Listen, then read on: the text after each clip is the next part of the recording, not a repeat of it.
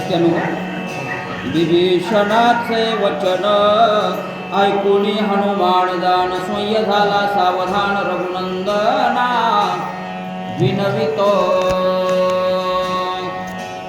धन्यकाळ संत भेटी पायी मिठी पडली से संदेहाच्या सुटल्या गाठी झालो पोटी शीतळ. राधाकृष्ण मंदिर अकोली. सर्व रामायण भक्तांच्या चरणी नतमस्तक. आदरणीय रामायणाचार्य बुट्टे गुरुजी यांची उपस्थिती. वास्तविकता आहे, तुमचं कौतुक करावं तेवढं कमी. होय, खरोखर आहे गुरुजी. मी कुणाची स्तुती करत नाही, वस्तुस्थितीचं वर्णन केलं पाहिजे गुरुजी. आणि तुम्ही लायक आहेत, त्याला पात्रतेला आहेत. 3 शक्ती झाल्या, 4थी शक्ती मला वाटते 18 तारखेला शिवाने चांगली शक्ती केली. आता गावातली तर होणारच आहे, ती मुख्य मंदिरावरची होती.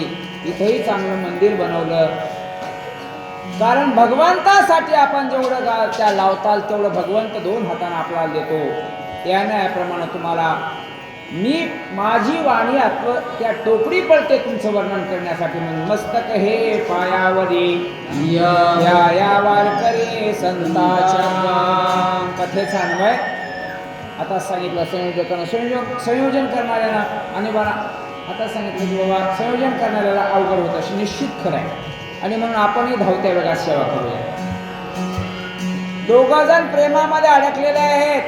सुषेण वैद्य राहते ते आहे. सावध केलं. काय प्रसंग घडला पुढे ऐका म्हणतात. स्वामी ऐके रघुनंदन भरत नवे हनुमान दान आलो पर्वत घेऊन औषधी गहन जेते असके माझा स्वामी मी हो तुझा रंग. स्वामी मी सेवक आहे तुमचा. मी भरत नव्हे हनुमान आहे. लक्ष्मणाला उठवण्यासाठी मी औषधी घेऊन आलो. प्रभू रामचंद्राच्या समोर प्रेमाची वेळ नेने कार्याची गोष्टी सांगितली भरताचे तेने श्रीरामची फुलला. भक्तीमध्ये प्रेमच पाहिजे.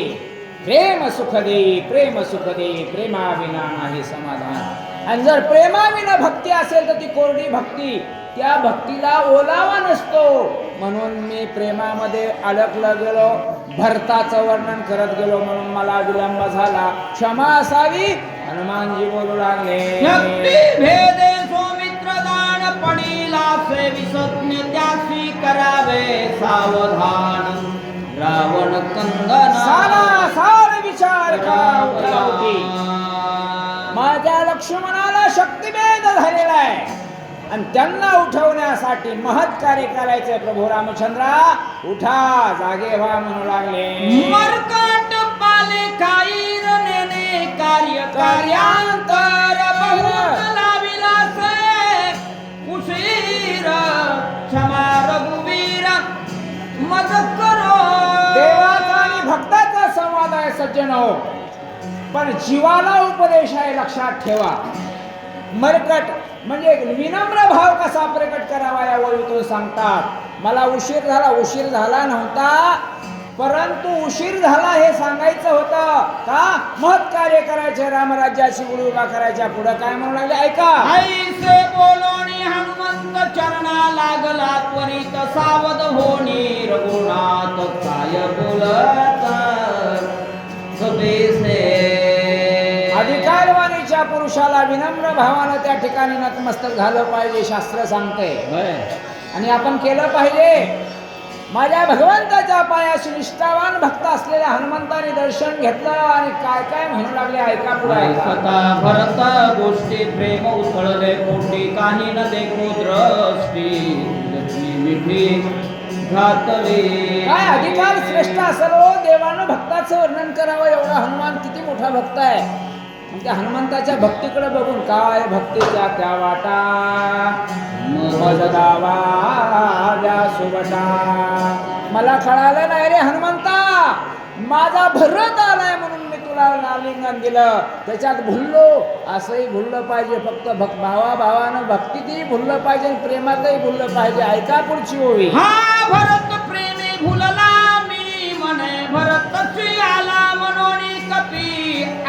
वविला भलाची वविला म्हणून म्हणते भक्तानं देवाला जागा करावं केवढा अधिकार शिष्ट आहे का?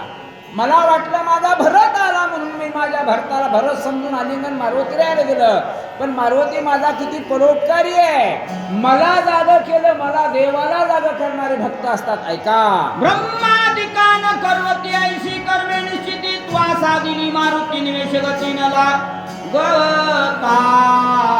हे मर्यादा पुरुषोत्तम प्रभू रामचंद्र माझ्या भक्ताचं वर्णन करतात. ब्रह्मदेवाला जमला नाही एवढं महान कार्य हनुमंता केलंस. वर्णन मोठ्याच्या मुखातून व्हावं, सामान्याच्या मुखातून वर्णन ऐकून उपयोग नाही. ऐका पुढची कथा. ब्रह्मादिकान कर्वती ऐशी कर्मे निश्चिती त्वासा दिली मारुती निवेश गतीन लागता.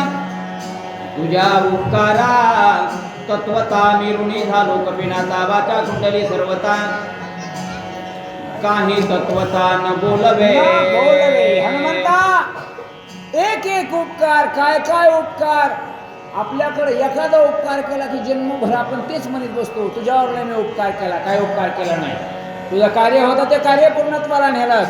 पण माझे प्रभू भगवान म्हणतात माझ्या हनुमंताला, हनुमंता सुंदरकांडापासूनचा पराक्रम बघितला तुझा, काय उपकार केलेस. माझी वाचा बंद, देवाची वाचा भक्ताच्या समोर बंद करावी एवढा मोठा अधिकार माझ्या हनुमंताचा आहे. वर्णन करू लागले. कर्माची कथा काय सांगो हनुमंता सीता सुद्धीची कथा. ऐकता चित्ता चळकाप. गोडवईचं निरूपण करतात ग्रंथकर्ते सद्भक्त. ऐका, माणूस कर्माने सिद्ध व्हावा लागतो, त्याला मोठेपणा देण्याची गरज नाही. ज्याचं कर्म उत्कृष्ट आहे त्याचं जग सगळं त्याच्यावर नतमस्तक होतं त्याला. आणि म्हणून तुझ्या कर्माची कथा, काय काय कर्म केलंस, एक एक कर्म तुझं बघितलं तर माझ्या सांगाला चळका पडतो. हनुमंता एवढं महत् कर्म तुझं आहे.